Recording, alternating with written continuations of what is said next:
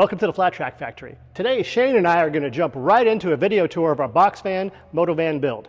If you're curious about the how and why of what we did and how we did it, that video will be linked in the description below. All right, so we'll start right here. First off, to start doing a box van build, you got to find your box van. You can order a brand new one from a dealer. Find a used one from U-Haul. They're getting rid of them constantly. Penske. Years ago, you used to be able to get them from Ryder. Not sure if they're still doing anything or not. But then when you get your van, it's just going to be a big open box. So then you got to start putting stuff on it to make it a Motovan. One of the first things a lot of people do is start out by mounting some type of a generator. I recommend using the Onan.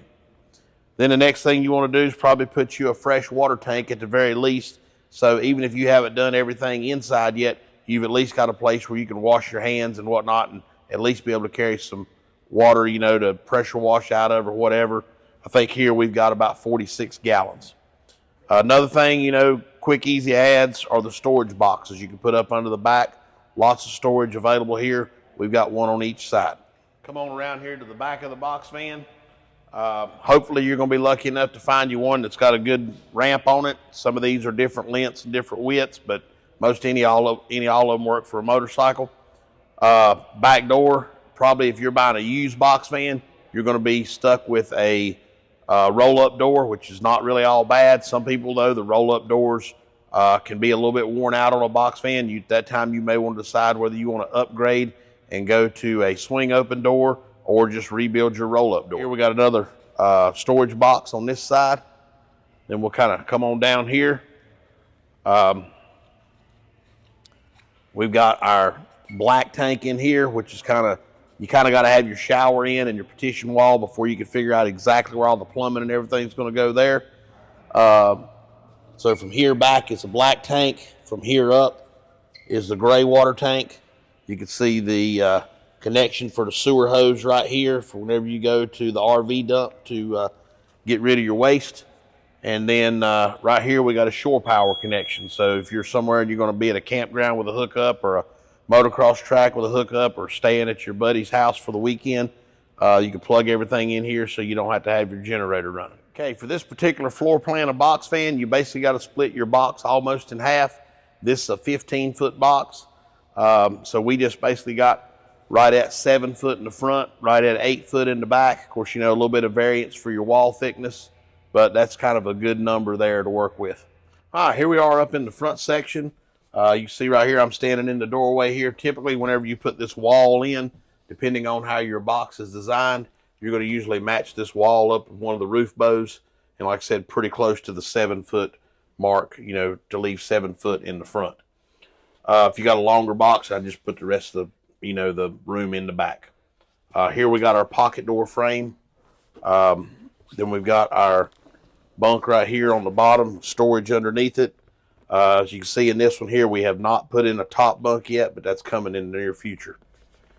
Over here on this side, we got our cabinet with the sink, got a refrigerator down there, the hot water heater and the fuse box and all that stuff is a breaker box is hid kind of in behind this cabinet down here in the bottom.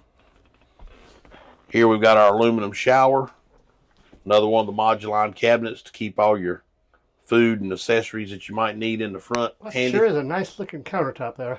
Yeah, butcher block countertop. Took a lot to get that in there. Got a custom made aluminum shower. You might want to vary your dimensions a little bit. 27 inches wide, 36 inches deep works really good. I'm kind of a big boy and I can still get around pretty good in that area. This one ended up a little narrow kind of between the drawings and the fabrication. Yeah, I think this was actually like 25 by 36, but the 2 inches is not that big of a game changer. Got a 14-inch standard vent here. This one here does have a fan and a light in it. And, the regular Thetford toilet right here on the bottom with the little flush valve, all that good stuff. Everything works pretty smooth. Got a Dometic Penguin 2 heat pump in this one. And really and truly, unless you find a real steal on an air conditioner, I would definitely go the heat pump route instead of just the regular AC route. We do have a thermostat over here on the wall, and this thing heats just as good as it cools.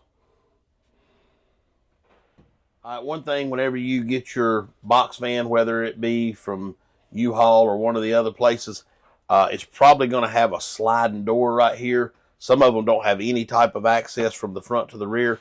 I would recommend doing the full cutout.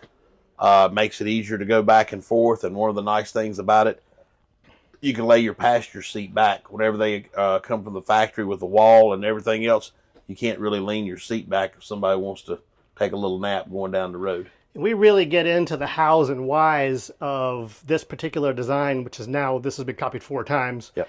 And we had some strong feelings about that. We're not going to get into those details, but if you'd like to know why there really is no other way to do this, that video is listed in the description below. Yep. All right, so right here we're looking up underneath the truck. I just done some simple little 90-degree brackets, used 1/8 inch thick, 1.25 inch angle iron, drill a hole through the frame, drill a hole in the bracket. You can see here how they just kind of bolt together. Nice and simple, round the edges up, paint them. I would recommend numbering them because when you take them apart to paint them, you know, after you fabbed them up, you want to be sure you get them back to the same spot so all your holes line up. Here we've got a custom-made aluminum freshwater tank. This particular one here is notched out for the fuel filler neck up top, and then also for the leaf spring right here at the back to get maximum fresh water available. What did we end up volume-wise on this one? I think we were around 46, 48 gallons, something like that. We were 55 on that. It may be a little more. I can't remember exactly. But it's the biggest one we've done so far. Yeah, it's the biggest freshwater tank we've had so far. And I still run out once in a while. Occasionally. Here on the Buyer's Products boxes, you can see where we notched out for the leaf spring here. Tried to take advantage of all the space we had underneath. Something else I'll point out, typically box vans from the factory don't come with spare tires. So you're probably going to have to fab up some type of a little spare tire winch or some kind of bracketry underneath to be able to carry your spare, because you don't want it up in the truck and in the way. Hopefully you put it up underneath and you'll never need it. Here we got the other box on the other side, just kind of a mirror image of the one on the driver's side. Then we get in here to the black tanks and gray tanks. Here you can see the black tank right here. Of course, your toilet's got to go straight down into the black tank. And then this one here, you can see where we come out underneath for our shower drain and our sink drain and everything, where it comes across into the front one. You can see this gray tank has a takes up a pretty big area. You're going to obviously have more gray water than you do black water.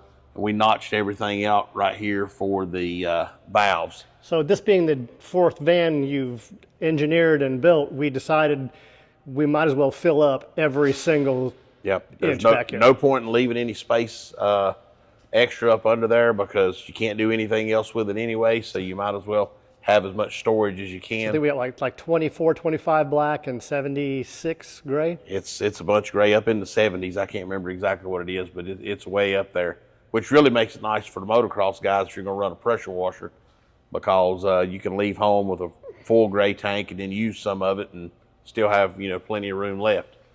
I would recommend you can go cheap out on the Valterra and valves, the waste valves. You can buy manual ones or you can buy the ones with cables. We went with the electric valves on the last 3 that we built. It's like $400, but it's the best thing you'll ever do. Yeah, it's amazing. And what did you set us up with here? These are really for winterization.